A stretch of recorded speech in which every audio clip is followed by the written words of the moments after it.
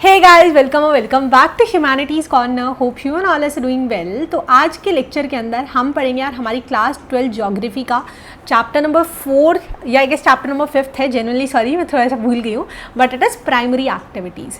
ठीक है, तो बहुत ही बेसिक सा चैप्टर है, बहुत ईजी चैप्टर है। ठीक है, हमें हंटिंग के बारे में पढ़ना है, गैदरिंग के बारे में पढ़ना है, एग्रीकल्चर के 2-3 टाइप्स पढ़ने हैं, है ना। सो बहुत बेसिक है, राइट, जिसको हम मतलब छोटी क्लासेस में भी हमने पढ़ा है, या डे टू डे लाइफ का भी हमारा पार्ट है। एनिमल रियरिंग हो गया, राइट, है ना। तो ये सब चीज़ें हम आज डिस्कस करने वाले हैं। ओके, नोट्स के लिए बच्चे टेलीग्राम हैंडल को ज्वाइन कर लेना। टेलीग्राम चैनल का नाम है ह्यूमैनिटीज़_कॉर्नर। आपको सभी चैप्टर के नोट्स मिल जाएंगे। साथ के साथ आप पर्सनली मेरे को टेक्स्ट करके अपने डाउट्स भी डिस्कस कर सकते हो वहाँ पे, तो आपको रिप्लाई भी मिल जाएगा। ओके, तो शुरू करते हैं बिना किसी देरी के। सबसे पहला टर्म है इकोनॉमिक एक्टिविटी। ठीक है, नाम से समझ में आ गया कि कोई भी ऐसी एक्टिविटी जो इनकम जनरेट करती है, इकोनॉमिक मतलब इनकम जनरेट करती है, उसको हम इकोनॉमिक एक्टिविटीज़ कहते हैं।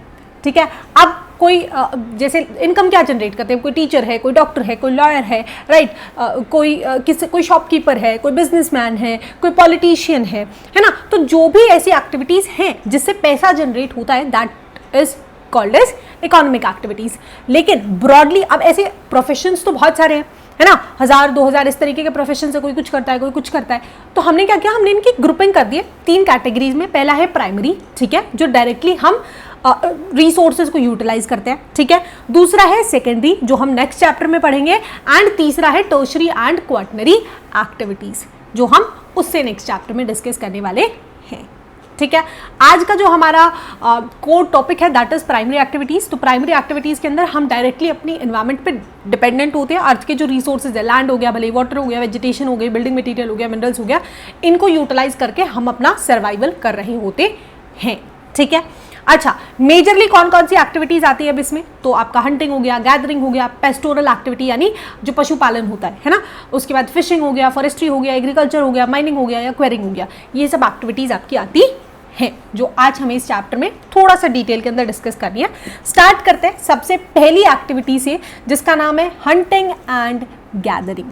ठीक है, ओके, पहला पॉइंट है कि हंटिंग गैदरिंग, क्या गैदर करने में क्या पैसा तो चाहिए नहीं होता, मिनिमल कैपिटल चाहिए होता है, कोई ज़्यादा एडवांस लेवल की टेक्नोलॉजी भी नहीं चाहिए होती है। ठीक है, आप जो यील्ड होती है, जो यील्ड का मतलब है जो आपका आउटपुट है, यील्ड पर पर्सन जो होता है दैट इज़ वेरी लो। ठीक है, जो आपका सरप्लस होता है वो या तो बहुत थोड़ा प्रोड्यूस होता है या ना के बराबर प्रोड्यूस होता है।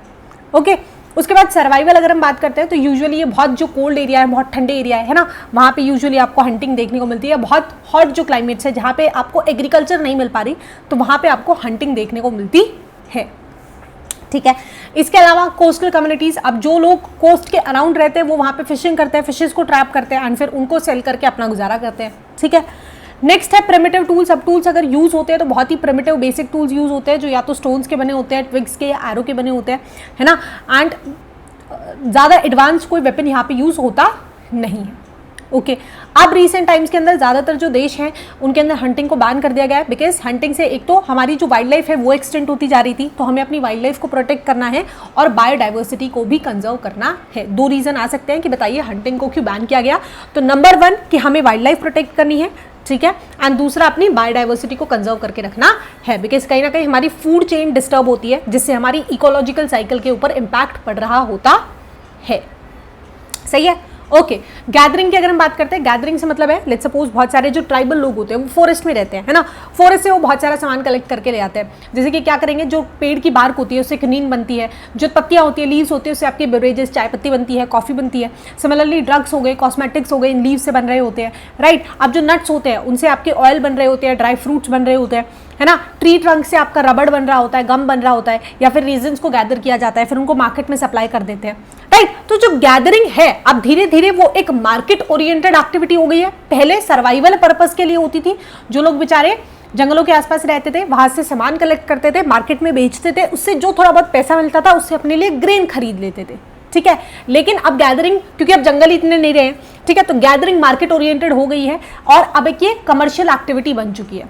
साथ के साथ अब जो नेचुरल प्रोडक्ट्स है आज के टाइम पे उन्हें इंटरनेशनल मार्केट के अंदर एक बहुत ही तगड़ा कंपटीशन देखने को मिलता है सिंथेटिक ऑल्टरनेटिव से, क्योंकि वो उनके कंपैरिजन में, नेचुरल प्रोडक्ट के कंपैरिजन में आपके सिंथेटिक जो प्रोडक्ट्स हैं, जो केमिकल बेस्ड जो प्रोडक्ट्स हैं, वो सस्ते भी होते हैं और थोड़ी सी बेटर क्वालिटी के भी होते हैं। तो धीरे धीरे जो हमारी गैदरिंग है वो भी कहीं ना कहीं खत्म होती हुई हमें देखने को मिल रही है। आया समझ में? पहला टॉपिक हो गया। ओके, आगे चलते हैं। दूसरा topic, nomadic herding. Nomadic herding, आपने हर्डर्स देखे होंगे अपने आसपास, आप जब रोड्स पे जाते होंगे तो आप देखते होंगे कि कुछ लोग होते हैं, 2-4 लोग, है ना, थोड़े राजस्थान साइड के में ज़्यादा देखने को मिलते हैं, या और भी बहुत सारे स्टेट्स के होते हैं ऑब्वियसली। वो बहुत सारी गाय को अपने साथ लेकर के चल रहे होते हैं, बहुत सारी भेड़ को अपने साथ लेकर के चल रहे होते हैं, right. So they are herders, nomadic herders. Nomads वो होता है जो एक जगह पे नहीं रुकता है, they travel from place to place, and herd का मतलब होता है झुंड, राइट। सो ये एक बेसिक फॉर्म है सब्सिस्टेंस का, जहां पे जो हर्डर्स होते हैं आपके, वो डिपेंड होते हैं अपने एनिमल्स के ऊपर, अपना खाना, रोटी, कपड़ा, मकान के लिए उन्हीं के ऊपर वो डिपेंडेंट होते हैं, ठीक है। अब देखो, इसको पेस्टोरलिज्म भी कहा जाता है। पेस्टोरलिज्म बेसिकली आपका एनिमल रियरिंग, यानी आप पशुओं का पालन पोषण करते हो, ठीक है। अब हंटिंग जो है वो एक अनसस्टेनेबल एक्टिविटी बन गई है, राइट। अब हंटिंग इतना प्रैक्टिकली पॉसिबल है नहीं, जंगल ही नहीं रहे, जानवर ही नहीं रहे, राइट। तो अब दो तरीके हैं, या तो आप क्या करो, सब्सिस्टेंस लेवल के ऊपर नोमैडिक हर्डिंग कर लो कि आपके पास कुछ जानवर है, राइट, उनको आप साथ में रखते हो, उनका लेट्स सपोज अगर आपके पास गाय है तो आप उनका दूध वगैरह बेच देते हो, ठीक है। अगर आपने भेड़ पाली हुई है तो आप उनकी वूल बेच देते हो, राइट। तो एक तो क्या सब्सिस्टेंस लेवल के ऊपर कि आपके पास 10, 15, 20 कुछ जानवर हैं जिनसे आपका ही गुजारा हो पा रहा है, जो 4-5 लोग उनको पालते पोसते हैं, ठीक है। या फिर दूसरा होता है कमर्शियल लाइव स्टॉक रियरिंग, जैसे आपका डेयरी फार्मिंग हो गया, राइट, कि वो कमर्शियल पर्पस के लिए किया जा रहा है, उस पर बहुत पैसा लग रहा है, ठीक है। तो यही है, हम नोमैडिक हर्डिंग के बारे में पढ़ रहे हैं। तो हर्डर्स क्या करते हैं, एक जगह से दूसरी जगह पर ट्रैवल करते हैं along with their live stock. Live stock का मतलब है उनके एनिमल्स, अपने एनिमल्स के साथ, ठीक है। इन कम्युनिटीज को जैसे काफी जगह पे गुज्जर बोला जाता है, बकरावल्स बोला जाता है, गादीज बोला जाता है, या भूतिया बोला जाता है, ठीक है। अब इसको बोलते क्या है, ये जो माइग्रेट करते हैं सीजनली, इसको बोलते हैं ट्रांस ह्यूमंस, यानी ट्रांसपोर्ट कर रहे हैं कौन, human, along with their animals, ठीक है। तो कैसे ट्रांसपोर्ट करते हैं, गर्मियों में क्या करते हैं, गर्मियों में ये नीचे प्लेन एरिया से ऊपर माउंटेन्स में चले जाते हैं, बिकॉज माउंटेन्स आपकी ठंडी रहती है गर्मियों में, राइट। एंड विंटर के अंदर ये वापस माउंटेन से आपके प्लेन एरिया में आ जाते हैं, बिकॉज विंटर में माउंटेन ज्यादा ठंडी रहती है एंड प्लेन्स थोड़ा सा गर्म एरिया रहता है, ठीक है। तो इसी को बोलते हैं ट्रांस ह्यूमंस, की ये जो सीजनल माइग्रेशन होती है जहां पे herders time to time move करते हैं अपने एनिमल्स के साथ, उसको बोलते हैं ट्रांस ह्यूमंस। आया समझ में, ठीक है। लेकिन अब धीरे धीरे जो पेस्टोरल नोमैडिज्म है, यानी ये जो नोमैडिक हर्डिंग है, ये भी कम होती जा रही है, डिक्लाइन होती जा रही है, बिकॉज क्योंकि जो सरकारें हैं उन्होंने पॉलिटिकल बॉर्डर्स के ऊपर रिस्ट्रिक्शंस लगा दी है, तो अब नोमैडिक हर्डर्स इतना मूव नहीं कर पाते हैं। एंड दूसरा, अब जितने नए सेटलमेंट प्लान्स आते जा रहे हैं, अब ये जो नोमैड्स है ये कहाँ रहते हैं, इनके कोई घर मकान कोठी बंगले तो है नहीं, राइट। जो भी कोई खुला एरिया मिल गया, माउंटेन्स में कुछ खुला वो मिल गया तो अपने टेंट तंबू गाड़ के रह लिए, ठीक है। सिमिलरली प्लेन्स में आए तो अपने तंबू गाड़ के रह लिए, बट अब प्रशासन थोड़ी ना रहने देता है इन लोगों को इस तरीके से, राइट। तो इनको जगह जगह से भगा दिया जाता है। तो नए जो सेटलमेंट प्लान आ रहे हैं उसके अंदर पूरा जो एरिया है, राइट, उसके ऊपर गवर्नमेंट का या लोगों का, प्राइवेट प्रॉपर्टी का कंट्रोल आ गया है, जिस वजह से इनका सर्वाइवल मुश्किल हो गया है। तो इसीलिए अब हमें नोमैडिक हर्डिंग भी खत्म होती हुई देखने को मिल रही है। तो हम अभी तक 3 एक्टिविटीज पढ़ के आ चुके हैं। हंटिंग जो हम देख चुके हैं वो एक अनसस्टेनेबल एक्टिविटी हो गई है, उस पर बैन भी लग गया है, अब उतनी प्रैक्टिकली पॉसिबल नहीं है। गैदरिंग, अब क्योंकि सिंथेटिक प्रोडक्ट एक बहुत ही अच्छा ऑल्टरनेट आ गया है जो उनको एक स्टिफ कंपटीशन दे रहा है, तो वो भी आपकी सर्वाइव नहीं कर पाई है। और तीसरी, नोमैडिक हर्डिंग भी आपकी सर्वाइव नहीं कर पा रही है, ठीक है। ओके, अब पेस्टोरलिज्म का दूसरा जो हमारा टाइप है that is commercial live stock rearing. Commercial का मतलब होता है जो मनी पर्सपेक्टिव से किया जाता है, बिजनेस। कमर्शियल को आप बोल सकते हो बिजनेस के पर्सपेक्टिव से किया जाता है, ठीक है। तो इसमें क्या होता है, एक सिंगल टाइप के एनिमल को आप रियर करते हो, भले ही वो शिप हो सकती है, कैटल हो सकती है, गोट हो सकती है, या फिर हॉर्स हो सकता है, ठीक है। की प्रोडक्ट्स वही है कि आपको मीट, वुल, स्किन, ये सारी चीजें मिलती है। इनको आप अच्छे तरीके से पैक करते हो और एक्सपोर्ट करते हो ऑल अराउंड द वर्ल्ड, ठीक है। फोकस इसके अंदर किया जाता है कि जेनेटिक ब्रीडिंग कराई जाती है ताकि अच्छी क्वालिटी के एनिमल्स आ सके, डिजीज कंट्रोल के ऊपर ध्यान दिया जाता है और जेनेटिक इंप्रूवमेंट के ऊपर ध्यान दिया जाता है। तो जब इतना सारा आपका ये सिस्टम बन रहा है, राइट, जिसके अंदर एक तरीके का एनिमल रह रहा है, उनके लिए अलग अलग तरीके से ऑर्गेनाइज तरीके से इनके लिए रैंचेस बनाए जाते हैं। यानी जो एक बहुत बड़ा लैंड होता है जो इनके लिए स्पेशली खरीदता है, जो भी अगर बिजनेसमैन है, अगर वो करना चाहता है एक्टिविटी, तो उनके लिए बहुत बड़ी लैंड वो खरीदता है, ठीक है। फिर उसमें ऐसे रैंचेस लगवाता है, रैंचेस के अंदर उस एरिया को डिवाइड करता है मल्टीपल पैनल्स के अंदर या पार्सल्स के अंदर, जिसके अंदर एनिमल्स रहते हैं टाइम टू टाइम, ठीक है। तो ये ज्यादा ऑर्गेनाइज्ड है, साथ के साथ कैपिटल इंटेंसिव होती है compare to the traditional methods, ठीक है। Okay, pasture management. अब जो एनिमल्स होते हैं, जैसे ये रैंचेस बने हुए हैं, ये आप सपोज करो इस तरीके से आपके पास ऐसे रेंचेस है, ठीक है। तो पहले यहाँ पे आएंगे एनिमल्स, ये हमारा रेंच नंबर 1, यहाँ पे एनिमल्स फीड करेंगे, ठीक है। उसके बाद क्या करेंगे, नेक्स्ट डे या 2-3 दिन बाद वो सेकंड वाले रेंच के अंदर फीड करेंगे, एंड उसके 2-3 दिन बाद वो थर्ड वाला जो आपका पार्सल है उसमें फीड करेंगे। इससे क्या होगा, ओवर ग्रेजिंग नहीं होगी, राइट। अगर एक ही पार्सल के अंदर वो फीड करते रहेंगे, उसी के अंदर वो अगर वो घास चरते रहेंगे, तो एक पॉइंट के बाद वहाँ पे ओवर ग्रेजिंग हो जाएगी, आपकी सॉइल की क्वालिटी डिग्रेड हो जाएगी। रादर हम क्या करेंगे, उनको एक से दूसरे पार्सल के अंदर टाइम टू टाइम ट्रांसफर करते रहेंगे, सो दैट जब तक ये दूसरे या तीसरे रेंचेस के अंदर है, तब तक पहले वाले रेंचेस की जो घास है ना, जो भी आपकी ग्रास है, वो दोबारा से उगाती है, ठीक है। तो यही होता है इनकी कैपेसिटी के अकॉर्डिंग, ताकि सस्टेनेबिलिटी बरकरार रहे, पास्चर को मैनेज किया जाता है। सही है, आए समझ में। तो हम यहाँ पे भी अपना एक और टॉपिक खत्म कर चुके हैं, राइट। क्वेश्चंस यहाँ पे आते हैं, क्वेश्चंस यहाँ से इस चैप्टर से पक्का आएगा, आपको देखने को मिल जाएगा। 2 नंबर में भी आ सकता है कि जैसे यही आ सकता है कि नॉमेडिक हर्डिंग अब जो है वो क्यों डिक्लाइन कर रही है, तो आपको 2 रीजंस देने हैं जो हम अभी पढ़ के आए पिछली स्लाइड पर, राइट। अब कमर्शियल लाइफ स्टॉक रियरिंग के ऊपर आ सकता है पूरा 2 नंबर, 3 नंबर, 5 नंबर तक में भी दे सकते हैं, राइट। तो आपको बना करके थोड़ा सा लिख देना है, and it is very basic, जिसके बारे में आप लिख सकते हो। आगे चलते हैं, नेक्स्ट टॉपिक है सब्सिस्टेंस फार्मिंग। तो 2 तरीके की है, एक है प्रिमिटिव और एक है इंटेंसिव। प्रिमिटिव मतलब पुरानी, प्रिमिटिव से मतलब समझ गए पुरानी, और इंटेंसिव मतलब जिसमें ज्यादा आपकी उपज होती है, इंटेंसिव लेवल के ऊपर, ठीक है। 1 बाय 1 पढ़ेंगे। पहली देखते हैं प्रिमिटिव सब्सिस्टेंस फार्मिंग, जिसको आप शिफ्टिंग कल्टीवेशन या स्लैश एंड बर्न एग्रीकल्चर भी कहते हैं। तो इसमें क्या करते हैं, यूजुअली जो ट्राइबल लोग होते हैं, जो फॉरेस्ट के अराउंड रहते हैं, वहाँ पर हो रही होती है कि आप एक छोटे से पैच ऑफ लैंड को क्लियर करते हो, उसके ऊपर जो भी घास फूस होती है आप उसको जला देते हो। अब जब जो एशेस बचती हैं जलाने के बाद, उससे आपकी सॉइल की फर्टिलिटी मेंटेन हो जाती है। फिर जो लोग होते हैं वो कुछ प्रिमिटिव टूल्स को यूज़ करते हैं, स्टिक्स हो गई, होज हो गई, उसी से कल्टिवेट करने की कोशिश करते हैं।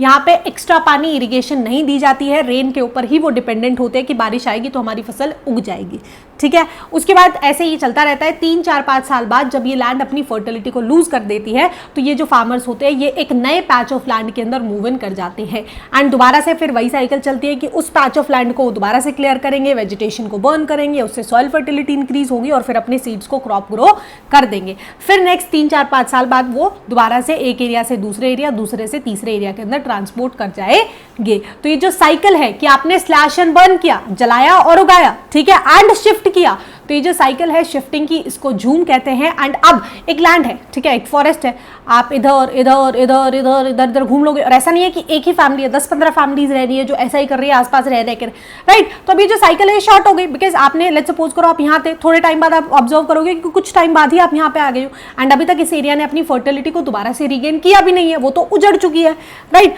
तो ये जो साइकिल है ये और भी ज्यादा शॉर्ट होती जा रही है, जिससे सॉइल की जो फर्टिलिटी होती है वो और भी ज्यादा कम होती जा रही है, ठीक है। तो इसीलिए आज के टाइम पे हमें शिफ्टिंग कल्टीवेशन भी ज़्यादा सर्वाइव होते हुए नहीं देखने को मिल रही है। आया समझ में। अब इस प्रैक्टिस को झूमिंग कहा जाता है नॉर्थ ईस्टर्न स्टेट्स के अंदर, ठीक है। आप अमेरिका या मैक्सिको के अंदर जाओगे तो बिल्पा कहेंगे, इंडोनेशिया के अंदर लदांग कहेंगे। अब यहाँ से आपके पास मैच द फॉलोइंग आ सकता है, ऐसे लिख सकते हैं कि झूमिंग, ठीक है। नेक्स्ट लिख सकते हैं मिल्पा, राइट, एंड नेक्स्ट लिख सकते हैं लदांग। यहाँ पे 3 आपके ऑप्शन दे देंगे, आपको क्रिस क्रॉस करके मैच करने होंगे, या फिर करेक्ट कॉम्बिनेशन पूछ सकते हैं। तो किसी भी तरीके का क्वेश्चन यहाँ से बन करके आ सकता है, तो आपको ये तीनों ही नाम याद रखने हैं। आए समझ में।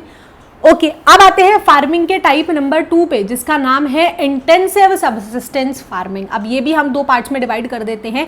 ये यूजुअली डेंसली पॉपुलेटेड एरियाज के अंदर होती है। टाइप 1 है हमारा intensive subsistence agriculture dominated by weight paddy. नाम से समझ में आ गया कि यहाँ पे डोमिनेंस किसकी है, वेट पैडी की। पैडी होता है राइस, पैडी किसको बोलते हैं बच्चे?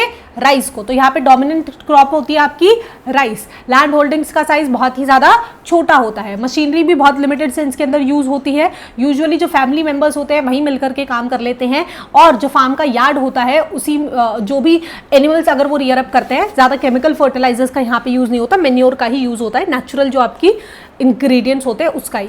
अगर हम यील्ड पर यूनिट एरिया देखते हैं तो वो काफ़ी ज़्यादा होती है, लेकिन यील्ड पर यूनिट लेबर अगर हम देखते हैं तो वो काफ़ी कम होती है। तो यहाँ पे क्योंकि लैंड होल्डिंग का साइज़ कम है, आप ज़्यादा कुछ मशीन्स या टेक्नोलॉजी को भी यूज़ नहीं कर रहे हो, आप नेचुरल प्रोडक्ट्स को यूज़ कर रहे हो, तो आपके पास आउटपुट उतना ज़्यादा नहीं आ पाता है। But one point that we need to remember is कि यहाँ पे आपकी सिर्फ एक क्रॉप उगाई जाती है विच इज़ राइस। ठीक है, ओनली राइस आप ग्रो करते हो। दूसरी कैटेगरी अगर हम देखते हैं तो that is intensive subsistence agriculture dominated by crop other than paddy. यानी यहाँ पे आपका राइस ग्रो नहीं होता, इसके अलावा दूसरी क्रॉप्स ग्रो होती है, जैसे आपका वीट हो गया, गेहूं हो गया, सोयाबीन हो गया, बार्ली हो गया, ठीक है, सॉर्गम हो गया, ये सब आपका ग्रो किया जाता है। यूजुअली अगर आप नदर्न इंडिया के अंदर जाओगे तो आप पंजाब साइड में अगर जाओगे तो आपको वहाँ पे ज़्यादा राइस उगता हुआ देखने को मिलेगा। कुछ स्पेसिफिक एरियाज होंगे जहाँ पे आपको वीट ज़्यादा देखने को मिलेगा। सदर्न इंडिया में sorry generally sorry for that, southern India के अंदर अगर आप जाओगे तो वहाँ पे आपको मैक्सिमम प्लेसेस के अंदर राइस की जो प्रोडक्शन है, राइस की जो खेती है वो ज़्यादा देखने को मिलेगी। कंपैरेटिवली नॉर्थ में अगर आप देखोगे, पंजाब हरियाणा के अंदर आपको वीट राइस दोनों मिल जाएंगे, लेकिन जब आप राजस्थान आओगे, एमपी आओगे, तो यहाँ पे आपको वीट ज़्यादा देखने को मिलेगा। ठीक है, अब कैरेक्टरिस्टिक्स वही सेम है कि लैंड होल्डिंग का साइज कम होता है, मशीनरी लिमिटेड सेंस तक यूज होती है, यूजुअली फैमिली मेंबर्स भी मिलकर के काम कर लेते हैं। ठीक है, एक्सेप्ट एक डिफरेंस है कि यहाँ पे आप काफ़ी बार इरिगेशन का भी यूज़ कर लेते हो, जो इस केस के अंदर नहीं करते हो। ठीक है, अब सदर्न इंडिया के अंदर ऑलरेडी क्लाइमेट थोड़ा ठंडा रहता है, तो राइस को इतना ज़्यादा पानी की जरूरत नहीं पड़ती है। अगर कंपेरेटिवली उसी राइस को हम नदर्न इंडिया में उगाएंगे तो हमें ज़्यादा पानी वहाँ पे इरिगेशन की सप्लाई देनी पड़ेगी। ठीक है, समझ में आया? आगे चलते हैं। तो अभी तक हमने हंटिंग गैदरिंग पढ़ लिया है, हमने पेस्टोरलिज्म के 2 टाइप्स पढ़ लिए हैं, हमने फार्मिंग के 2 टाइप पढ़ लिए हैं। ठीक है, नेक्स्ट टॉपिक आता है प्लांटेशन एग्रीकल्चर। प्लांटेशन एग्रीकल्चर का बेस्ट एग्जांपल है जो आपकी टी प्लांटेशन होती है, चाय पत्ती उगाई जाती है। ठीक है, तो प्लांटेशन को अगर हम बात करते हैं तो यूजुअली जैसे फ्रेंच जो कॉलोनाइजर्स थे, जब उन्होंने अफ्रीका को इन्वेड किया था, राइट, तो वहाँ पे उन्होंने एस्टैब्लिश की थी कोकोआ एंड कॉफी के प्लांटेशन के फार्म्स लगाए थे। सिमिलरली इंडिया के अंदर हमारे पास टी गार्डन्स किसने लगवाए थे? ब्रिटिशर्स ने लगवाए थे, वेस्ट बंगाल के अंदर, दार्जिलिंग के अंदर, राइट। तो आज भी वो जो स्टेट्स हैं उनके अंदर जो टी प्लांटेशन होता है, they are known for their tea plantation. Not only tea plantation है ना, काफी एरियाज के अंदर रबर प्लांटेशन भी करवाई थी, जैसे मलेशिया में इन्होंने रबर प्लांटेशन को कराया था। ठीक है, अब कुछ फार्म्स आज भी हैं, जैसे ब्राजील के अंदर कुछ फार्म्स है, जैसे कॉफी फेजेंडा के, वो आज भी यूरोपियंस के थ्रू ही मैनेज किए जाते हैं, राइट। लेकिन कुछ कंट्रीज, मैक्सिमम कंट्रीज ऐसी है जहां पे जब ब्रिटिशर्स गए या जो इन्वेडर्स थे, फ्रेंच थे, ब्रिटिशर्स थे, डच थे, तो जब वो कंट्री को छोड़ करके गए तो उन्होंने उसकी ऑनरशिप को ट्रांसफर कर दिया या तो वहां की लोकल या नेशनल गवर्नमेंट को। ठीक है, मेजर क्रॉप्स इसमें क्या होती है? यूजुअली आपकी टी होती है, कॉफी होती है, कोकोआ होती है, रबर होती है, cotton, oil palms, sugar cane, bananas and pineapple. ठीक है, तो कैरेक्टरिस्टिक्स अगर हम पढ़ते हैं प्लांटेशन एग्रीकल्चर से, काफी बार आपको 5 नंबर में क्वेश्चन देखने को मिलता है, तो थोड़ा सा पॉइंटर्स को ना सही तरीके से बना करके लिख सकते हो। कैरेक्टरिस्टिक्स यही होती है कि कैपिटल इंटेंसिव होती है, बहुत अच्छा खासा पैसा लगता है। देखो इसमें क्या होता है, एक सिंगल क्रॉप आप उगाते हो ऑन लार्ज फार्म्स। ठीक है, बहुत बड़ा एरिया होता है जिसके ऊपर आप ये उगाते हो। अब यहाँ पे आपको मैनेजेरियल एंड टेक्निकल सपोर्ट देना होता है, यानी आपको अच्छे क्वालिटी के HYV सीड्स यूज़ करने पड़ेंगे। ठीक है, आपको फर्टिलाइजर्स यूज़ करने पड़ेंगे, है ना, आपको इरिगेशन फैसिलिटी देखनी पड़ेगी, आपको pesticides time to time use करने पड़ेंगे, राइट। इसके अलावा आप साइंटिफिक ब्रीडिंग भी करा सकते हो सो दैट आपकी प्रोडक्शन बढ़ सके। तो यहाँ पे मेजर जो फोकस होता है, प्लांटेशन एग्रीकल्चर बेसिकली एक कमर्शियल एक्टिविटी है, एक कमर्शियल एक्टिविटी है जहाँ आपका मेजर फोकस होता है, फोकस किस पे होता है? ऑन जनरेटिंग मैक्सिमम प्रॉफिट, कि जितना प्रॉफिट हो सके आपको प्रॉफिट यहाँ से निकाल करके लाना है। ठीक है, अब आपको लेबर इंटेंसिव होती है, काफ़ी सारे लेबर चाहिए होते हैं उसको फार्म को मेंटेन करने के लिए। उसके बाद प्लकिंग के टाइम पे आपको बहुत सारे लेबर चाहिए होते हैं। साथ के साथ आपके पास एक एफिशिएंट ट्रांसपोर्ट सिस्टम होना चाहिए, क्योंकि कमर्शियल पर्पस के लिए तो जो भी सामान होगा वो आपको डायरेक्टली मार्केट्स तक सप्लाई कराना है, राइट। तो उसके लिए आपके पास आपको एक ऐसे एरिया पे अपनी फार्म लगाना होगा जहाँ पे वेल कनेक्टेड आपके रोड्स हों, अच्छा ट्रांसपोर्ट नेटवर्क आपके पास अवेलेबल हो। आगे चलते हैं तो नेक्स्ट टॉपिक आता है एक्सटेंसिव कमर्शियल ग्रेन कल्टीवेशन। ठीक है, ये भी आपका फार्मिंग का टाइप है। अब एक्सटेंसिव यानी आप लार्ज स्केल के ऊपर इसको कर रहे होते हैं। कमर्शियल अगेन आप प्रॉफिट के लिए कर रहे हो, आप बिजनेस पर्पस के लिए कर रहे हो, है ना। तो ये यूजुअली आपके सेमी एरिड लैंड्स के अंदर हो रही होती है। ठीक है, यहाँ पे वीट आपका प्रिंसिपल क्रॉप होता है। इसके अलावा आप छोटी मोटी क्रॉप्स उगा लेते हो, कॉर्न, बार्ले, ओट्स, राई हो गया। ठीक है, अब जो साइज होता है फार्म्स का दैट इज़ वेरी लार्ज। ठीक है, बड़े बड़े फार्म्स के ऊपर की जाती है, हाईली मैकेनाइज्ड होती है, राइट। प्लगिंग से लेकर के आपकी हार्वेस्टिंग तब मशीन्स के थ्रू हो रही होती है, तो मैनुअल लेबर आपको यहाँ पे नहीं चाहिए होता है, राइट। अब अगर हम यील्ड देखते हैं पर एकड़ तो वो काफ़ी कम होती है, इतनी भी कम नहीं होती है, लेकिन पर पर्सन अगर हम देखते हैं तो काफ़ी ज़्यादा होती है। ठीक है, तो आप एक्सटेंसिव कमर्शियल में वही सेम पॉइंट्स आप रिपीट कर सकते हो। आपको पता है एक्सटेंसिव है, कमर्शियल है, प्रॉफिट पर्पज के लिए हो रही है, बिजनेस एक्टिविटी है, तो आपको प्रोडक्शन इन्हांस करनी है, फोकस होता है प्रोडक्शन इन्हांस करने पे। ठीक है, साथ के साथ आप मॉडर्न इनपुट्स दे रहे होते हैं। मॉडर्न इनपुट्स में आप लिख सकते हो HYV सीड्स हो गया आपका, राइट। इसके अलावा आप फर्टिलाइजर्स का एक्सटेंसिवली यूज़ करते हो, पेस्टिसाइड्स का यूज़ करते हो, राइट। मशीन्स का हम ऑलरेडी पढ़ चुके हैं कि आपकी हार्वेस्टिंग से लेकर प्लगिंग से लेकर के हार्वेस्टिंग आपकी पूरी मशीन्स के थ्रू हो रही होती है। फार्म्स के साइज़ बहुत बड़े होते हैं तो ऑब्वियसली आपको थोड़ा बहुत लेबर भी चाहिए होता है ना, और भी बहुत सारी चीज़, आपको इरिगेशन देनी होती है टाइमली। तो ये सब चीज़ें आप लिख सकते हो डिपेंडिंग कि आपकी हेडिंग क्या है, राइट। जैसे यहाँ पे एक्सटेंसिव है, लार्ज स्केल के ऊपर की जा रही है, आउटपुट ज़्यादा मिलेगा आपको, प्रोडक्शन ज़्यादा मिलेगी, लैंड का साइज़ बड़ा मिलेगा। कमर्शियल पर्पज़ के लिए प्रॉफिट करना है आपको, बिजनेस कमाना है, तो आपको मॉडर्न इनपुट्स डालने पड़ेंगे। कैपिटल इंटेंसिव है, राइट। अब अगर आपको मॉडर्न इनपुट डालने हैं तो आपको पैसा भी अच्छा खासा खर्च करना पड़ेगा। तो ये पॉइंट्स आप खुद से बना करके इजीली लिख सकते हो, इनको थोड़ा थोड़ा एक्सप्लेन कर दो। जैसे कैपिटल इंटेंसिव लिख दिया, फिर लिख सकते हो कि extensive commercial grain cultivation requires ample amount of investment, right. तो आपको हाई लेवल ऑफ पैसा यहाँ पे खर्च करना पड़ता है, सही है। आगे चलते हैं, नेक्स्ट आता है मिक्स्ड फार्मिंग। मिक्स्ड फार्मिंग से आप नाम से समझ में आ रहे हो, राइट, कि यहाँ पे आप क्या करते हो। बेसिकली मिक्स्ड फार्मिंग में आप फार्मिंग भी कर रहे हो, एग्रीकल्चर भी कर रहे हो, साथ के साथ प्लस आप एनिमल्स को भी रियर अप कर रहे हो, एनिमल रियरिंग भी कर रहे हो। ठीक है, तो यूजुअली आपको हाईली डेवलप्ड रीजन्स के अंदर देखने को मिलती है। आप जो फार्म के साइज होते हैं वो मॉडरेट होते हैं, ना ज़्यादा बड़े होते हैं ना ज़्यादा छोटे होते हैं। कॉमन क्रॉप्स आपकी वही होगी, आप वीट उगाते हो, साथ के साथ आप बार्ले, ओट या फॉडर क्रॉप उगाते हो अपने एनिमल्स के लिए, राइट। वो भी बहुत इंपॉर्टेंट होती है। उसके बाद लाइव स्टॉक्स के अंदर आपकी cattle, ship, pigs and poultry होती है, राइट। तो ये कुछ पॉइंट्स आपके हो गए हैं। नेक्स्ट पॉइंट है सॉइल मैनेजमेंट। ठीक है, तो आपको प्रैक्टिसेस जैसे आप क्रॉप रोटेशन करते हो, इंटरक्रॉपिंग करते हो, यानी आप एक साथ 2 क्रॉप्स उगा रहे होते हैं, राइट, सो दैट आपकी सॉइल की फर्टिलिटी मेंटेन रहे। कुछ टाइम के लिए आप लैंड को खाली भी छोड़ देते हो, है ना, ताकि नाइट्रोजन फिक्सेशन हो सके, थोड़ा सा सॉइल नेचुरली अपनी फर्टिलिटी को रिगेन कर सके, है ना। साथ के साथ आप इक्वल एम्फेसिस देते हो आपको क्रॉप के ऊपर भी एंड साथ के साथ एनिमल हस्बेंड्री पे भी। तो आप लिख सकते हो कि आप क्रॉप्स के लिए आप अच्छे सीड्स को यूज़ करते हो, आप क्रॉप रोटेशन कर रहे हो, इंटरक्रॉपिंग कर रहे हो, खाली भी छोड़ रहे हो उसको सॉइल फर्टिलिटी को रिगेन करने के लिए। साथ के साथ आप एनिमल्स के अंदर क्या करते हो, एनिमल्स को लेकर के आप उनके लिए प्रॉपर फॉडर क्रॉप उगा रहे हो, उनके लिए थोड़े रेंचेस बना देते हो, राइट। तो आप दोनों चीजें कर रहे हो। तो कैरेक्टरिस्टिक्स यही है कि फॉडर क्रॉप जो यहाँ पे होती है ये एक की कैरेक्टरिस्टिक होती है कि आपको उगानी है ना, चारा भी तो उगाना है ना आपको अपने एनिमल्स के लिए। यूजुअली इसमें आप एनिमल हस्बेंड्री के अंदर यहाँ पे या तो आप गाय या भैंस पाल रहे होते हो, ठीक है। अब हाई कैपिटल एक्सपेंडिचर लगता है बिकॉज फार्म के साथ आपको मशीनरी चाहिए, है ना, जो आपकी क्रॉप्स कल्टीवेशन होगी, राइट, उस टाइम पे आपको पूरी मशीनरी चाहिए होती है हार्वेस्टिंग के टाइम पे। इसके अलावा केमिकल फर्टिलाइजर्स का आप यूज़ कर रहे होते हो और ग्रीन मैन्योर भी आप यूज़ कर लेते हो बिकॉज आपके पास एनिमल्स भी है, तो उनका जो भी खाद बन पाता है, जो गोबर वगैरह होता है, तो उसको भी आप फार्म्स के अंदर डाल देते हो, ठीक है। तो मिक्स फार्मिंग में आप फार्मिंग के साथ साथ एनिमल रियरिंग दोनों कर रहे हो। ओके, नेक्स्ट है dairy farming, right. Most advance या एफिशिएंट मेथड है मिल्क एनिमल्स को रियर करने का। मिल्क एनिमल मतलब जो मिल्क प्रोडक्ट्स देते हैं, राइट। अब इसके अंदर आपको अच्छा खासा पैसा रिक्वायरमेंट होता है ना, तो ये क्या हो गया आपकी कैपिटल इंटेंसिव हो गई है। आपको इंफ्रास्ट्रक्चर इनके लिए प्रॉपर बनाना पड़ेगा, शेड्स लगानी पड़ेंगी, राइट। इसके बाद आपको स्टोरेज फैसिलिटी करनी पड़ेगी इनके फॉडर की, है ना। साथ के साथ आपके पास फीडिंग और मिल्किंग मशीन्स होनी चाहिए। अब काफ़ी जगह लेबर्स ही लगते हैं, राइट, लोग खुद ही निकाल लेते हैं दूध, लेकिन जब आपके पास 100-150 गाय भैंसें होती है तो उसके अंदर आपको मिल्किंग मशीन्स चाहिए होती है, ठीक है।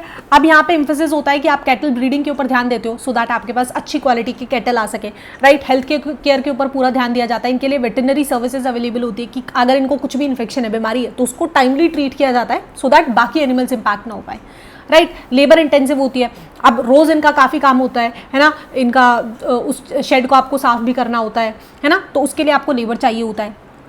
उसके बाद unlike crop farming, dairy farming के अंदर ऑफ सीजन नहीं होता है ना। क्रॉप फार्मिंग के अंदर क्या होता है, आप एक साल भर के लिए गेहूं उगाएंगे, राइट, फिर कुछ टाइम के अंदर आप ज़्यादा क्रॉप्स नहीं उगा पाते हैं, एक स्पैन आता है मतलब 3-4 महीने का जिसके अंदर आप अपनी लैंड को खाली छोड़ देते हो, तो वो ऑफ सीजन हो जाता है। लेकिन डेयरी फार्मिंग के अंदर तो आपका पूरा साल चलता रहता है, 12 मंथ्स है ना, 24/7 आपका ये जो सर्विस है ये चलता रहता है। ओके, आगे चलते हैं। यूजुअली ये हमारे अर्बन या फिर इंडस्ट्रियल सेंटर्स के अंदर होती है, जहाँ पे ऑब्वियसली अब रूरल एरियाज़ के अंदर आपको इजीली घरों के अंदर गाय भैंस मिल जाती है, लेकिन अर्बन एरियाज़ के अंदर नहीं होता है। तो ऐसे एरियाज़ जहाँ पे फ्रेश मिल्क की या डेयरी प्रोडक्ट्स की डिमांड होती है, राइट, मार्केट होती है, जहाँ पे इनकी डिमांड उतनी रिक्वायर्ड होती है, वहाँ पे ये चीज़ें इस्टेब्लिश की जाती है। तो अब आपको ट्रांसपोर्टेशन पे ध्यान देना होता है कि आपको मिल्क जो है उसको पैक करा के अच्छे से वहाँ तक पहुँचाना भी है, तो पैकिंग के अंदर साइंटिफिक पैकिंग आपको चाहिए, रेफ्रिजरेशन होना चाहिए, पास्चराइजेशन होना चाहिए कि आप लंबे टाइम तक उसको स्टोर करके रख पा रहे हो, उसको प्रिजर्व करके रख पा रहे हो, राइट। तो इन टाइम के लिए भी आपको पूरा प्रिपेयर करके चलना पड़ता है। तो टेक्निकली ये बहुत ज़्यादा कैपिटल इंटेंसिव हो गई है। आगे चलते हैं, नेक्स्ट है मेडिटेरियन एग्रीकल्चर। नाम से समझ में आ रहा है कि मेडिटेरियन रीजन के अंदर किया जाता है, ठीक है। यहाँ पे यूजुअली आपके हाई क्वालिटी के ग्रेप्स जो होते हैं वो उगाए जाते हैं, जिनसे आपकी वाइन बन जाती है, एंड जो थोड़े इंफीरियर क्वालिटी के होते हैं उनसे आपके रेजन्स बन जाते हैं, किशमिश बन जाती है, ठीक है। ऑलिव और फिग भी बहुत इंपॉर्टेंट क्रॉप है। अब सीजनल एडवांटेज यही होती है कि कुछ वैल्यूएबल क्रॉप्स हैं जैसे कि फ्रूट्स हो गए, वेजिटेबल्स हो गई, इनको ग्रो किया जाता है विंटर के अंदर, राइट, क्योंकि यूरोपियन या नॉर्थ अमेरिकन मार्केट्स के अंदर इनकी बहुत ज़्यादा डिमांड होती है। तो सीजनल एडवांटेज इनको विंटर के अंदर यूजुअली देखने को मिलती है। अब ये कमर्शियल पर्पज से किया जा रहा है, तो ऑब्वियसली अब आपको क्या चाहिए, अब फार्म्स के जो साइजेस होंगे वो बड़े होंगे, है ना। कमर्शियल जहाँ पे आ गया आप लिख दो कि फार्म का साइज बड़ा है, ठीक है, कैपिटल इंटेंसिव है, लेबर इंटेंसिव है, राइट, यही सब चीज़ें आप लिख सकते हो इजीली। अब यहाँ पे इसके साथ साथ सिट्रस फ्रूट्स की भी प्रोडक्शन आपको देखने को मिलती है। ओके, आगे चलते हैं। तो नेक्स्ट टॉपिक आता है मार्केट गार्डनिंग एंड हॉर्टिकल्चर, ठीक है। मार्केट गार्डनिंग एंड हॉर्टिकल्चर की अगर हम बात करते हैं तो यहाँ पे आपका जो फोकस होता है वो होता है आपके वेजिटेबल्स के ऊपर, राइट। मार्केट गार्डनिंग, हॉर्टिकल्चर आपका वेजिटेबल प्रोडक्शन ही होता है ना। इसके साथ साथ इसको ट्रक फार्मिंग भी कहा जाता है, बिकॉज यूजुअली जो फार्म्स होते हैं ना वो मार्केट से इतना ही दूर होते हैं, पास में लोकेटेड होते हैं कि रात को जो ट्रक्स हैं वो ट्रैवल करके आप ओवरनाइट मार्केट तक सुबह तक वो सामान को सप्लाई कर दे, राइट। तो इसीलिए इसको ट्रक फार्मिंग कहा जाता है।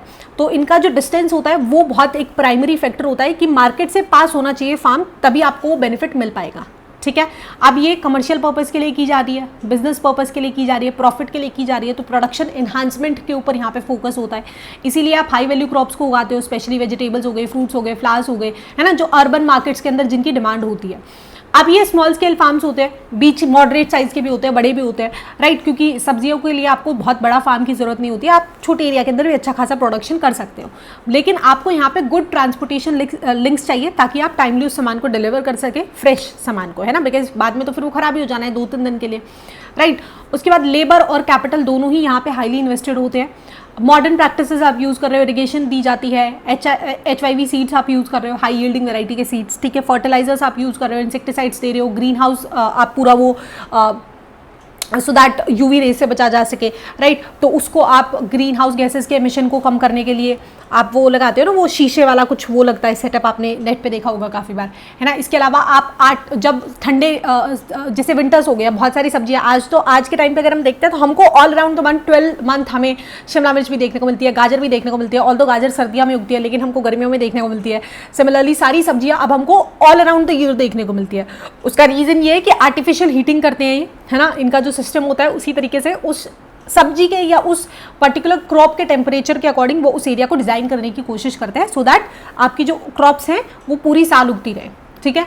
अब नीदरलैंड्स जो है वो ट्यूलिप्स उसके बहुत ज़्यादा फेमस है, एंड मेजर जितने भी यूरोपियन सिटीज़ है या आसपास के देशों तक में भी आपके ट्यूलिप्स नीदरलैंड के सप्लाई होते हैं, ठीक है। तो ये हमारे पास एक एग्जाम्पल दे दिया गया है। फैक्ट्री फार्मिंग के अंदर मेजरली वही होता है, आपका प्राइमरी फोकस होता है rearing of life stock. Again आप या तो पोल्ट्री फार्मिंग कर रहे हो, है ना, कि आप चिकन्स जो मुर्गियाँ होती है उनको कर रहे हो, या फिर केटल, राइट। फीडिंग प्रैक्टिसेस वही होती है, इनको आप स्टॉल्स या फिर पेन्स के अंदर रखते हो, है ना, एंड इनको आप मैन्युफैक्चर्ड फीड स्टफ देते हो, इसीलिए इसको फैक्ट्री फार्मिंग कहा जाता है, बिकॉज फैक्ट्री का जो आपका फोडर होता है बना बनाया, उसको आप उनको फीड कर रहे होते हो, राइट। तो इसीलिए इसको फैक्ट्री फार्मिंग बोला गया है। कैपिटल इंटेंसिव होती है, अच्छा खासा पैसा लगता है, आपको हाईली मॉडर्नाइज मशीन्स का यूज़ करना पड़ता है, वेटनरी सर्विसेज आपको टाइम टू टाइम प्रोवाइड करनी पड़ती है, और एनवायरमेंट को भी कंट्रोल करके रखना है उनके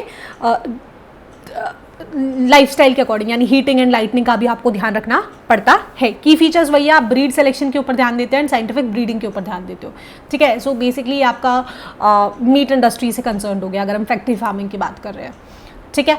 ओके, अब हमको दो डिफरेंसेस दिए गए हैं, cooperative farming and collective farming, ठीक है। कोऑपरेटिव फार्मिंग से मतलब आप कोऑपरेट कर रहे हो, एक दूसरे का सहयोग कर रहे हो, राइट। जैसे कि लेट्स सपोज करो एक प्लेस है जहाँ पे 15-20 फार्मर्स रहते हैं, उन सब ने साथ में मिलकर के अपने रिसोर्सेज को कंपाइल कर लिया। एक के पास इरिगेशन फैसिलिटी अच्छी है तो वो दूसरों को पानी दे देता है, दूसरों के पास ट्रैक्टर है तो वो एक दूसरे के साथ ट्रैक्टर शेयर कर लेते हैं, राइट। तो जो ग्रुप ऑफ फार्मर्स होते हैं वो वॉलंटरीली, यानी अपनी इच्छा अनुसार अपने रिसोर्सेज को पुल कर लेते हैं, सो दैट वो साथ में मिलकर के काम कर सके, एक दूसरे की हेल्प कर सके, जिससे काम और भी ज़्यादा एफिशिएंट हो जाएगा और फार्मिंग और भी ज़्यादा प्रॉफिटेबल हो जाएगी, ठीक है। इंडिविजुअल फार्म मतलब जो आपकी ज़मीन है वो आपकी खुद का, आपका ऑनरशिप होता है, उसके ऊपर कोई कंट्रोल नहीं कर सकता है।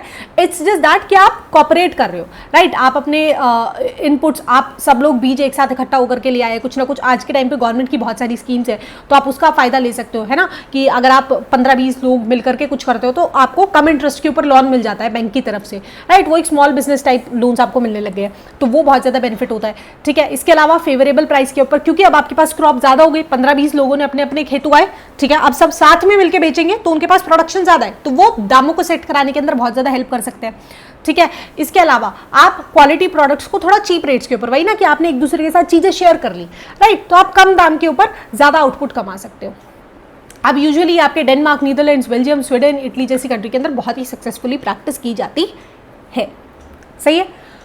ओके, आगे चलते हैं। नेक्स्ट है कलेक्टिव फार्मिंग, यानी आप इकट्ठा होकर के कर रहे हो। ये होती है आपकी सोशल ओनरशिप के ऊपर, यूएसएसआर के अंदर है ना। हमने क्लास 12th का जो हमारा पॉलिटिकल साइंस है, एंड ऑफ बायोपोलैरिटी में पढ़ा है कि वहाँ पे जो सारी जो लैंड होती है वो सरकार की होती है, लोग साथ में मिलकर के ही कर रहे होते हैं, राइट। क्या होता है, लैंड सरकार के ऑनर में, आप सरकार बांट देते हैं कि इस एरिया के ऊपर आप लोगों को काम करना है, इस एरिया के ऊपर आप लोगों को काम करना है, ठीक है। प्रोडक्शन सारी सरकार की होती है, इनको इनके सर्वाइवल पर्पज के अनुसार इनको खाना मिल जाता है 2 टाइम का, ठीक है। तो फार्मर्स अपने सारे रिसोर्सेज को एक साथ पुल इन करते हैं, भले लैंड है, लाइव स्टॉक है, लेबर है, राइट। उनको अपने खुद के कुछ हिस्सा का स्मॉल प्लॉट वो रिटेन कर सकते हैं कि उसकी जो प्रोडक्शन है वो आप रख सकते हो, लेकिन ओवरऑल जो प्रोडक्शन है वो सरकार की प्रोडक्शन है, वो आपको सरकार को देनी पड़ेगी। नेक्स्ट टॉपिक पे चलते हैं, तो दैट इज माइनिंग, ठीक है। माइनिंग बेसिकली आपका extracting resources from the earth, right. Earth के विदिन से आप बेसिकली रिसोर्सेज को एक्सट्रैक्ट कर रहे हैं, आपका कोल हो गया, पेट्रोलियम हो गया, राइट, फोसिल फ्यूल्स हो गए, है ना। तो यही है। तो ये एंशिएंट टाइम्स में अगर हम बात करते हैं तो टूल्स इतने ज़्यादा डेवलप नहीं होते थे, राइट। लेकिन अब जैसे जैसे इंडस्ट्रियलाइजेशन हुआ 18-19th सेंचुरी के बाद, है ना, तो आपने बहुत सारी सिस्टम्स या टेक्नोलॉजीज़ को डेवलप कर लिया है कि अब माइनिंग थोड़ी आसान हो गई है कंपैरेटिवली जितना पहले होती थी। ऑल्दो अभी भी बहुत मुश्किल है, mining is one of the most tedious and most risking type का एक जॉब है, ठीक है, करियर जॉब की अगर हम बात करते हैं जो लोग करते हैं, राइट। तो फैक्टर्स अगर हम बात करते हैं कौन कौन से इन्फ्लुएंस करते हैं, पहला होता है आपका फिजिकल फैक्टर, डिपेंड करता है कि जो आपकी ओर है उसका साइज़ क्या है, उसका ग्रेड क्या है, किस चीज़ की वो बनी है, कहाँ पे वो डिपॉजिट हो रखी है, राइट। दूसरे फिर आपके इकोनॉमिक फैक्टर्स होते हैं कि उस पर्टिकुलर मिनरल की या ओर की मार्केट में क्या डिमांड है, जैसे आयरन की ज़्यादा डिमांड है, निकल की ज़्यादा डिमांड है, राइट।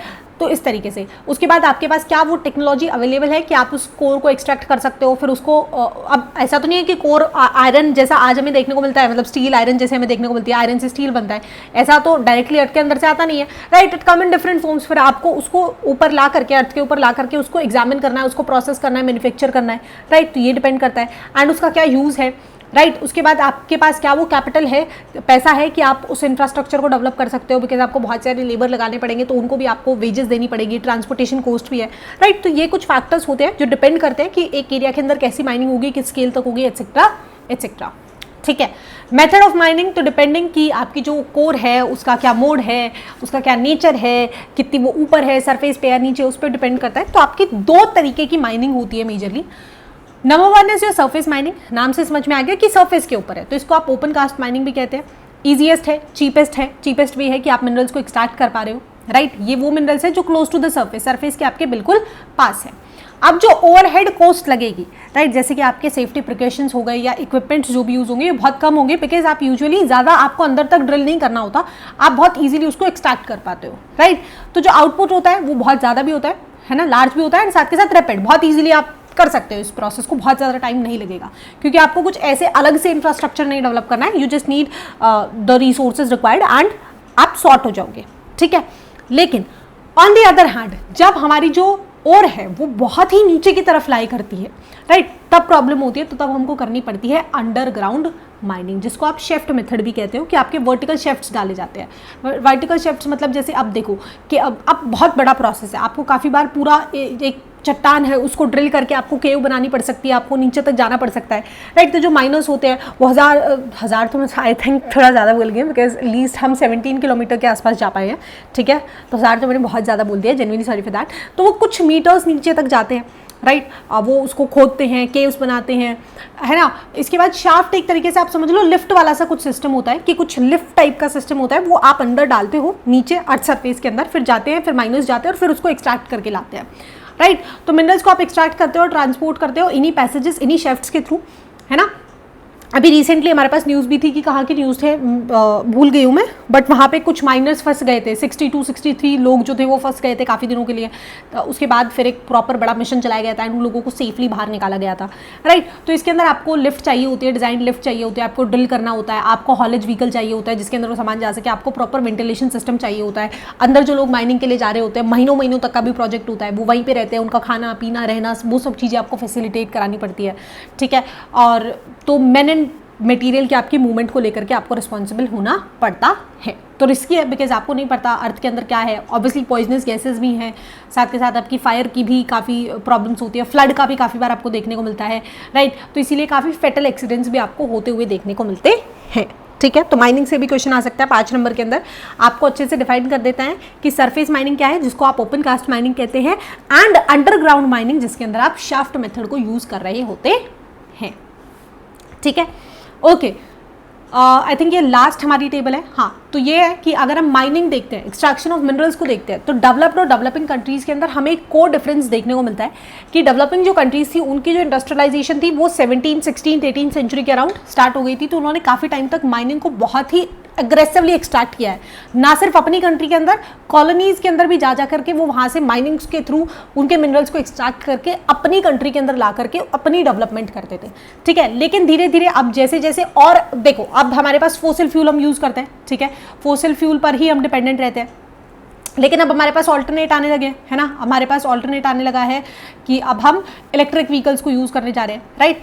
तो अब समझ में आ गया है कि ये जो माइनिंग वाला जो प्रोसेस है ये एक तो लंबे टाइम तक सस्टेन नहीं करेगा, बहुत सारे एरियाज है जहाँ पे माइंस बिल्कुल खत्म हो चुकी है, अंदर का जो मिनरल है वो पूरा निकाल चुके हैं, राइट। अब अगर कुछ कंट्रीज है, जैसे अगर हमारा ये देखते हैं हम गल्फ रीजन देखते हैं, सऊदी अरेबिया का बेस्ट एग्जांपल लेते हैं, तो उनकी जो इकोनॉमी है वो आज तक सर्वाइव की है पेट्रोलियम के ऊपर, ऑयल के ऊपर, उन्होंने वो एक्सट्रैक्ट किया, उसको बेचा एंड उससे आज वो अमीर बन गए, अदरवाइज एक डेजर्टी एरिया था पूरा का पूरा, राइट। लेकिन अब वो लोग भी दूसरे प्रोफेशंस की तरफ स्विच कर रहे हैं, बिकॉज उन्हें पता है कि ये जो हाई लेबर कॉस्ट है इसके अंदर जितना पैसा लगता है और प्रोडक्शन भी उतनी कम नहीं है, और ये एक सस्टेनेबल तरीका भी नहीं है, क्योंकि फॉसिल फ्यूल को भी एक ना एक दिन खत्म हो जाना है, आज नहीं तो 10-15 सालों बाद, राइट। तो अब वो ऑल्टरनेट तो वो रिट्रेट कर रहे हैं, ठीक है, माइनिंग से, यानी अब वो माइनिंग के अंदर उतना फोकस ना करके बाकी दूसरे एरियाज के ऊपर या डेवलपमेंट के ऊपर फोकस करने की कोशिश कर रहे हैं। जैसे सऊदी अरेबिया के अंदर बहुत बड़े बड़े सिटी या बहुत बड़े बड़े प्रोजेक्ट्स बनाए जा रहे हैं, सो दैट वहाँ पे क्या हो, एटलीस्ट ट्रैवलिंग के थ्रू, राइट, ट्रैवलिंग के थ्रू, सॉरी क्या बोलते हैं, टूरिज्म के थ्रू वो पैसा जनरेट कर पाए, right. On the other hand developing countries के अंदर भी आज भी बहुत सारे लोग हैं, बहुत सारी इंडस्ट्रीज़ है, माइनिंग के ऊपर बहुत पैसा लग रहा होता है, ठीक है, लार्ज लेबर फोर्सेज वहाँ पर लग रही होती है, they are still considered very important, क्योंकि उनकी इकोनॉमी का हिस्सा है, राइट। अगर हम इंडिया को ही देखते हैं तो हमारे झारखंड हो गए, छत्तीसगढ़ हो गए, या कुछ हमारे जो ऐसे स्टेट्स हैं जिनकी पूरी पूरी इकोनॉमी ही मिनरल एक्सट्रैक्शन के ऊपर चलती है, राइट। तो डिपेंड करता है टाइम टू टाइम, उन्होंने इंडस्ट्रियलाइजेशन हमसे 50, 60, 70, 80 सालों पहले कर लिया था, तो ऑब्वियसली अब हमें उनके लेवल पर आने के लिए या उस चीज़ को मैचअप करने के लिए थोड़ा एक्स्ट्रा टाइम तो लगेगा, राइट। तो यही है, काफ़ी सारी जो अफ्रीकन, साउथ अमेरिकन या एशियन कंट्रीज़ है उनकी 50% अर्निंग ही मिनरल से आ रही होती है, राइट। तो ये हमने देख लिया है। तो यहाँ पे हमारा चैप्टर खत्म होता है। बहुत ही छोटा सा चैप्टर था, स्टार्टेड विथ हंटिंग गैदरिंग, ठीक है। उसके बाद हमने टाइप्स ऑफ फार्मिंग पढ़ लिया, पेस्टोरलिज्म के 2 टाइप पढ़ लिए, नोमैडिक आपका, अच्छा यहाँ पे लिख देती हूँ मैं फटाफट। हमने हंटिंग गैदरिंग से स्टार्ट किया, हंटिंग गैदरिंग, ठीक है, दैट वाज फर्स्ट टॉपिक। उसके बाद सेकंड हमने पढ़ा पेस्टोरलिज्म। पेस्टोरलिज्म मतलब एनिमल रियरिंग। अब इसमें भी हमने 2 टाइप पढ़े हैं, जिसमें कि पहला टाइप था हमारा नोमैडिक हर्डिंग एंड दूसरा टाइप था हमारा commercial life stock rearing, right, कि आप कमर्शियल पर्पस के लिए कर रहे हो। उसके बाद हमने कुछ फार्मिंग्स पढ़ी, है ना, एग्रीकल्चर के बारे में हमने पढ़ा। पहला हो गया आपका प्रिमिटिव, ठीक है, दूसरा हो गया आपका इंटेंसिव। इंटेंसिव के भी हमने 2 टाइप्स पढ़ लिए, एक जिसके अंदर पैडी डोमिनेट कर रही है और एक जिसमें नॉन पैडी क्रॉप्स आ गई आपकी, ठीक है, कूल। उसके बाद फोर्थ हमने पढ़ा नहीं, एग्रीकल्चर का ही टाइप था, extensive commercial agriculture, grain cultivation, right, जो अगैन आपके बिजनेस पर्पस के लिए हो रही है। उसके बाद हमने पढ़ा अपना कुछ छोटी छोटी टर्म्स पढ़ी है, जैसे कि मिक्स्ड फार्मिंग पढ़ी है, जिसमें आप एनिमल रियरिंग भी करते हो और फार्मिंग भी करते हो। फिर उसके बाद हमने डेयरी फार्मिंग पढ़ा है, ठीक है। फिर हमने पढ़ा है truck farming. Truck farming vegetable fruits flowers को आप कल्टीवेट करते हो, ठीक है। एंड हमने एक और पढ़ी थी फैक्ट्री फार्मिंग, राइट, जिसमें आपका पोल्ट्री फार्म वगैरह आ गया, क्योंकि जो चारा होता है, फोडर होता है, वो फैक्ट्री से बना हुआ होता है, वो इंडस्ट्री बेस्ड होता है, तो इसी के लिए आपको फैक्ट्री फार्मिंग बोलते हैं। एंड फिर लास्ट में हमने अपनी माइनिंग को पढ़ा है। तो क्वेश्चंस यहाँ पे 1-2 नंबर में तो आपको देखने को मिलेंगे मैच द फॉलोइंग में, एमसीक्यू वगैरह के अंदर। 5 नंबर में क्वेश्चन आपका माइनिंग के ऊपर भी आ सकता है, या फिर आपके पास प्लांटेशन, हाँ मैं प्लांटेशन लिखना भूल गई हूँ, प्लांटेशन के ऊपर काफ़ी बार आता है। तो क्वेश्चंस बन सकते हैं, बहुत ईजी है, जस्ट मेक श्योर कि आपको थोड़े बहुत पॉइंटर्स पता हो, ठीक है। इंटेंसिव में क्या लिखना है, एक्सटेंसिव में क्या लिखना है, जो एक्टिविटी कमर्शियल पर्पस के लिए हो रही है उसके अंदर आप एक्स्ट्रा पॉइंट्स बना करके लिख सकते हो, राइट। सो ये आपका बेसिक डिफरेंसेस अगर आपके क्लियर हैं तो आप बहुत इजीली अपने पेपर के अंदर आंसर को लिख सकते हो। तो यहाँ पे वीडियो को खत्म करते हैं। आई होप आपको वीडियो पसंद आया होगा। अगर वीडियो अच्छा लगा हो तो कमेंट कर देना, लाइक कर देना, दोस्तों के साथ शेयर कर देना और चैनल को सब्सक्राइब कर देना। So that's all for today, see you in next, bye bye.